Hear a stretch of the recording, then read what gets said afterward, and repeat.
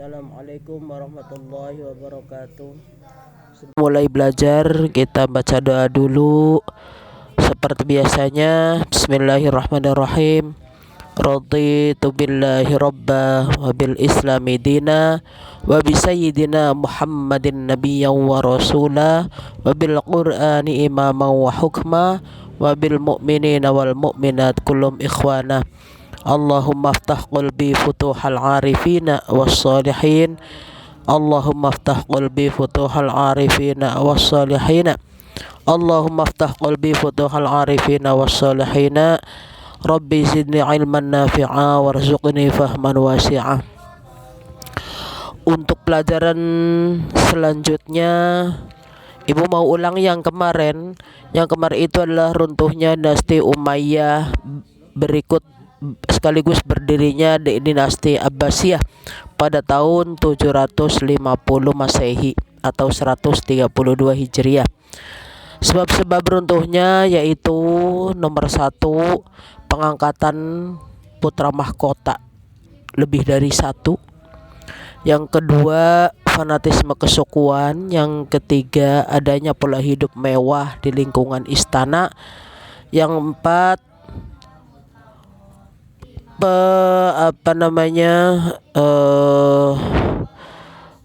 tidak adanya perhatian penguasa terhadap agama itu kurang. Nomor 5, direndahkannya kaum mawali. Nomor 6, lemah dan buruknya moral para khalifah. Meninggal Hisham bin Abdul Malik bin Marwan. Untuk selanjutnya, langkah pertama yang ditempuh oleh Bani Abbasiyah untuk mendirikan Daulah Abbasiyah yaitu pertama, membentuk gerakan bawah tanah. Itu ketika Umar bin Abdul Aziz berkuasa. Nomor 2, menerapkan politik bersahabat. Mereka Bani Abbasiyah tidak pernah menunjukkan permusuhan terhadap dinasti Umayyah. Apalagi Umar bin Abdul Aziz itu orangnya melarang warganya untuk membunuh Bani Hashim. Nomor 3, gerakan tidak memakai Bani Abbas melainkan Bani Hashim. Jadi mereka menggunakan nama Bani Hashim bukan nama Bani Abbas. Nomor 4, menerapkan wilayah Khurasan sebagai pusat kegiatan politik gerakan Bani Abbasiyah. Sekarang para pelopor Bani Abbasiyah. Pertama yaitu Ali bin Abdullah bin Abbas. Ali bin Abdullah bin Abbas, dia yang sebagai pelopor untuk menggerakkan adanya dinasti Abbasiyah, karena Ali bin Abdullah itu mengatakan bahwa Abbasiyah itu keluarga Abbas, keluarga yang terdekat dengan Rasulullah yang berhak untuk mendirikan daulah. Yang kedua, setelah Ali bin Abdullah meninggal, dilanjutkan oleh putranya bernama Muhammad bin Ali. Nah, ini disebut dengan fase pendirian pembentukan Abbasiyah. Sekarang yang setelah itu beliau meninggal digantikan oleh Ibrahim al-Imam. Ibrahim al-Imam ternyata ditangkap oleh keluarga Umayyah dan dipenjara dan meninggal di sana karena dihukum mati ya pada tahun 132 Hijriah 749 sebelum Abbasiyah berdiri.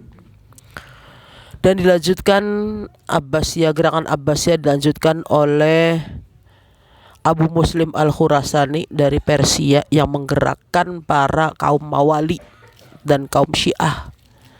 Ini yang mendukung sahabat Ali. Yang keenam dilanjutkan oleh Abu Abbas As-Sofah, yaitu saudara dari Ibrahim al-Imam, saudaranya. Nah, sekarang silsilah dinasti Abbasiyah itu dekatnya Nabi Muhammad dengan keluarga Abbas. Silsilahnya yaitu Abdi Manaf, punya putra namanya Kiai Hashim, punya putra namanya Kiai Abdul Muttalib. Kiai Abdul Muttalib punya putra itu 10 orang putra. Dan yang kita mau ini adalah cuma 3 ya, karena ini 3 ini yang akan mendukung dengan dinasti Abbasiyah. Pertama yaitu Kiai Abdullah. Kiai Abdullah itu punya putra Nabi Muhammad SAW, punya putri banyak, ada 7, cuman ini putri yang paling utama itu adalah Siti Fatimah, yang punya putra nantinya Hasan dan Husain. Kiai Abdullah punya saudara namanya Abi Thalib. Abi Thalib itu adalah ayahnya sahabat Ali yang kita kenal dengan Ali bin Abi Thalib, yang nanti pendukung dari sahabat Ali itu adalah kaum Mawali dan kaum Syiah. Nah, ini yang paling banyak, yang tadinya dinomorduakan oleh Bani Umayyah tapi dirangkul oleh keluarga Abbasiyah. Nah, sekarang saudara yang selanjutnya, saudara dari Kiai Abdullah itu adalah Abbas. Abbas punya putra Abdullah, Abdullah punya putra namanya Ali, Ali punya putra Muhammad, Muhammad punya putra Ibrahim al-Imam, Abu Abbas as-Sofa, dan Abu Ja'far al-Mansur. Yang nanti ini Abbas, cucu dari Abbas bin Abdul Muttalib itu adalah Ali. Nah, Ali inilah yang menjadi pelopor dinasti Abbasiyah. Ali meninggal digantikan oleh siapa tadi? Muhammad bin Ali.